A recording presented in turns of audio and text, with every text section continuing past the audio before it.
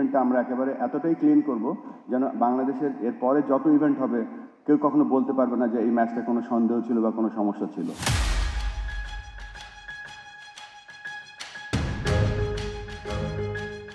Fixing তদন্ত নিয়ে প্রতিনিয়ত নতুন সব তত্ত্ব নিয়ে হাজির হচ্ছে বাংলাদেশ ক্রিকেট বোর্ড।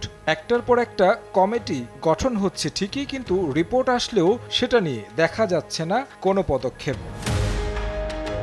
বিসিবির নির্বাচক প্যানেল ও টেকনিক্যাল কমিটি থেকে ফিক্সিং তদন্ত রিপোর্টে নাম আসা ক্রিকেটারদের আসন্ন এনসিএল টি20 থেকে সরিয়ে রাখার পরামর্শ দেয়া হলেও অভিযুক্তদের নিয়ে ট্রফি উন্মোচন করেছেন আমিনুল ইসলাম বুলবুল, যা দেখে হতবাক বোর্ড সংশ্লিষ্টরাও। সামাজিক মাধ্যমে ক্ষোভ প্রকাশ করেছেন ক্রিকেটাররা। বিশেষজ্ঞরা বলছেন ফিক্সিং তদন্ত নিয়ে একরকম ছেলে খেলা করছে বোর্ড। কমিটি করলেন, একটা কমিটি রিপোর্ট দিল, আর একটা কমিটি করলেন কি সিদ্ধান্ত নেওয়া যেতে পারে করণীয় ঠিক করার জন্য। করণীয় ঠিক করলেন, কি করলেন, এখন নতুন আর একটা কমিটি বানালেন। ইনভেস্ট করতেছেন, টাকা যাচ্ছে, আপনি প্রচুর টাকা ইনভেস্ট করছেন এটার পেছনে, কিন্তু আপনি আউটপুট কি জিরো। দুজন ক্রিকেটার একজন ক্যাপ্টেনের বিরুদ্ধে আপনার সাক্ষ্য দিয়েছে সরাসরি, তাদেরকে অ্যাপ্রোচ করা হয়েছে। তারপরেও আপনি তাদেরকে স্টপ না করে আপনার এখানে ফিটনেস ট্রেনিং দিলেন এবং জাতীয় লিগে খেলার সুযোগ করে দিচ্ছেন।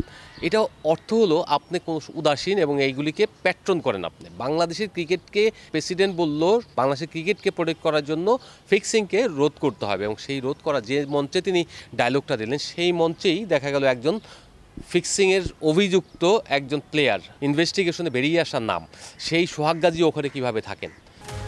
বিপিএলের বিভিন্ন ফ্র্যাঞ্চাইজির ক্রিকেটার কর্মকর্তা মিলিয়ে 18 জনের বিরুদ্ধে ফিক্সিং সংশ্লিষ্টতার শাস্তির সুপারিশ করেছে স্বাধীন তদন্ত কমিটি। তাদের শাস্তি দেওয়ার জন্য নতুন করে কমিটি গঠন করেছে বোর্ড।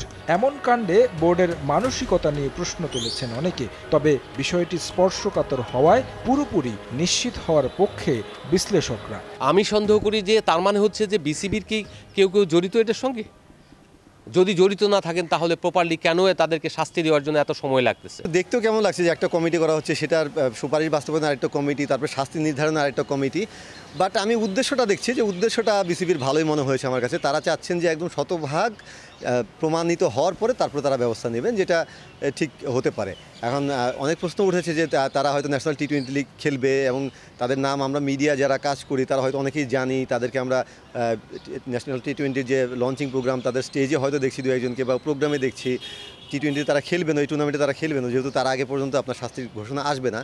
সো একটু অড, কিন্তু একটা দিক থেকে ঠিক আছে। আমার কাছে মনে হয় যে যখন আপনি কাউকে দোষী প্রমাণ করবেন তখন শতভাগ নিশ্চিত হয়ে তারপরে তার শাস্তিটা দেওয়া উচিত, কারণ এটা খুবই স্পর্শকাতর ব্যাপার। যদিও এরই মধ্যে একটি ফ্র্যাঞ্চাইজির ম্যানেজারকে সরিয়ে রাখা হয়েছে বিসিবিতে তার দায়িত্ব থেকে। তবে ক্রিকেটারদের নিয়ে কি সিদ্ধান্ত নেয় বোর্ড সেটার জন্য এখন অপেক্ষা।